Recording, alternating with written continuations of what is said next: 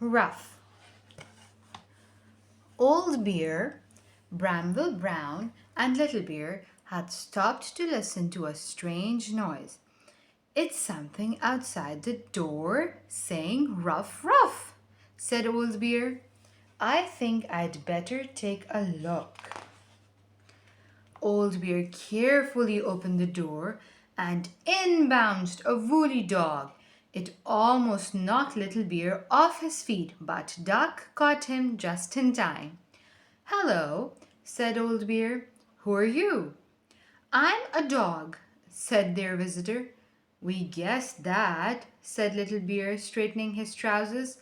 "But what's your name?" "I don't think I've got one," said the dog, trying to look at his collar and bouncing on Duck's toes. "We could call you Ruff," said Little Bear. "Old Bear said he heard a ruff outside." "I like that," said the dog. "Does everyone have a name?" "I think so," said Little Bear, and he took Ruff off to meet the other toys. "Do you all live here?" asked Ruff. "We do," said Duck. "Where do you live?" "I don't know," said Ruff. "I was left in the garden next door. I don't think anyone really wants me." "I wonder why," muttered Duck, looking at the muddy footprints Ruff had left all over the floor. "Perhaps it was because I was rather bouncy," said Ruff. "When I was younger," he added quickly. "You still are," grumbled Duck. Ruff sat down quickly to keep his paws still. "Everyone's bouncy when they're young," said Little Bear kindly. "How old are you now, Ruff?" Ruff counted his paws. 1, 2, 3, 4. Then he added his ears. 5, 6, and finally his nose. 7, he said. "I think I'm 7. "Don't you know?" said Little Bear. "I always count my birthdays."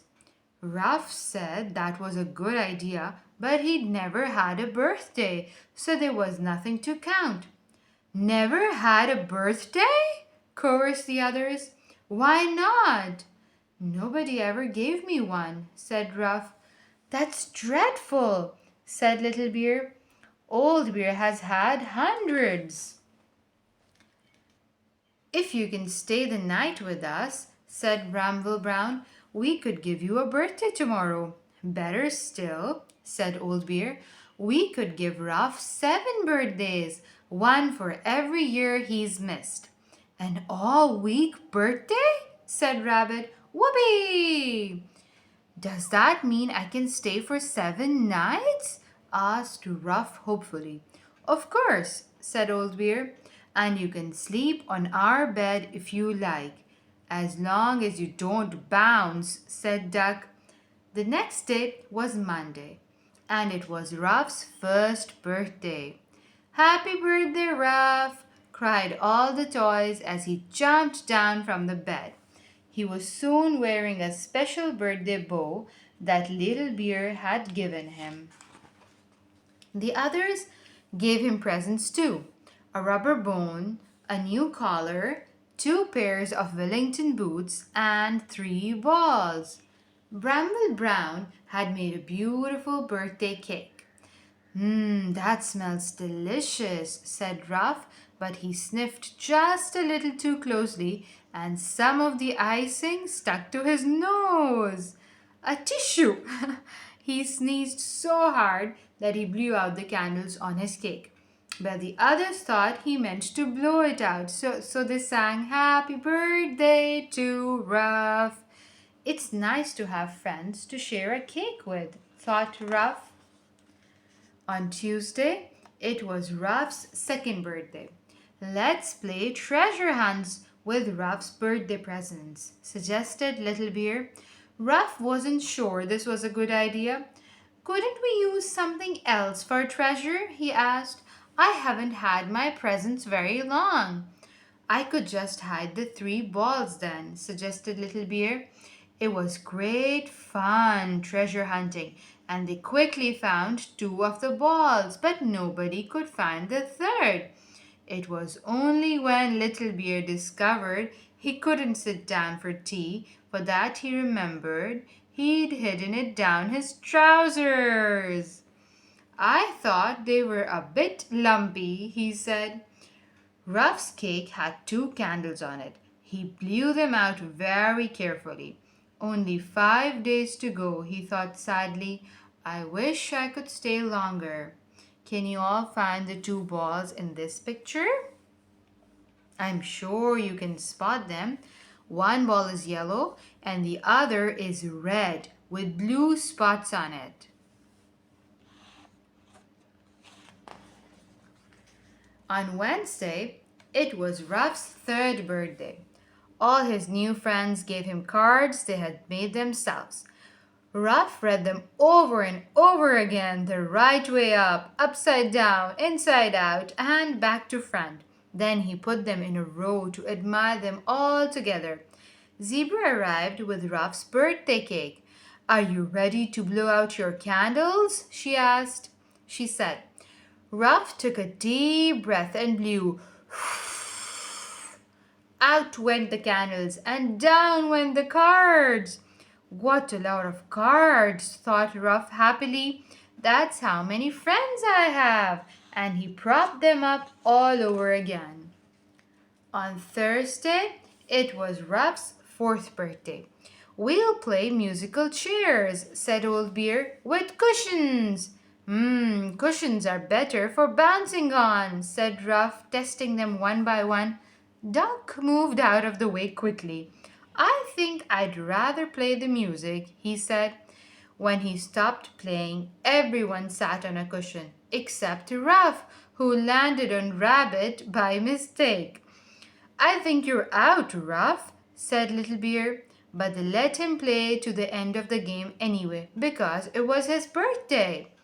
Ruff only had enough puff to blow out 3 of the candles on his cake, but he wagged his tail so hard that the last one went out too.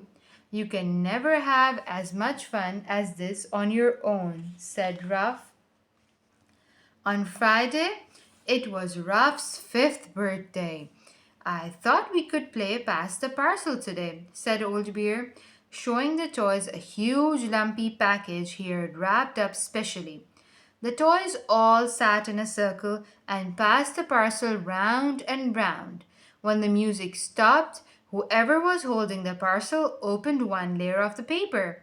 But when it was Ruff's turn, he was so excited he tore off all the paper to reach the prize in the middle. Oh, Ruff. That was not playing properly, said Old Bear crossly. Ruff's tail dropped. I'm sorry, he said, and to show just how sorry he was, he let everyone play with his prize and blew out the candles on his cake. Can I still have another birthday tomorrow? He asked. Only if you're good, said Old Bear. On Saturday, it was Ruff's 6th birthday. He tried to be very good. He blew up lots of balloons and didn't bounce at all.